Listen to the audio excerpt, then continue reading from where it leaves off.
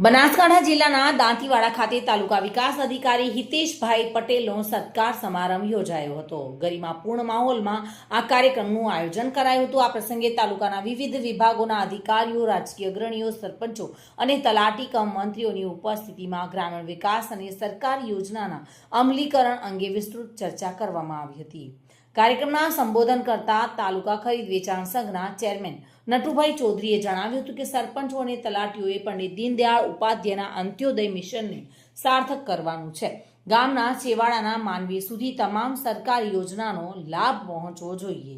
વધુમાં તેમણે જણાવ્યું હતું કે ઊંડા જઈ રહેલા ભૂગર્ભ જળને ઉપર લાવવા માટે જળસંચયના કાર્યો અત્યંત જરૂરી છે। ખેડૂતોને આ બાબતે તંત્રને આગેવાનો દ્વારા યોગ્ય માર્ગદર્શન મળે તે દિશામાં કાર્ય કરવા માટે તેમણે અપીલ કરી હતી।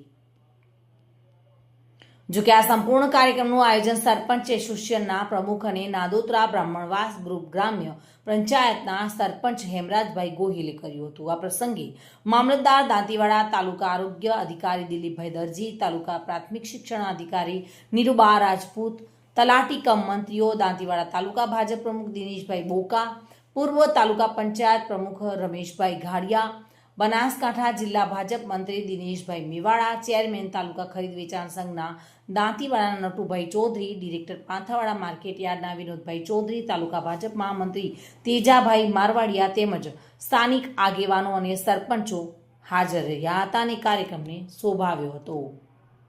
Bureau report, today Gujarati news.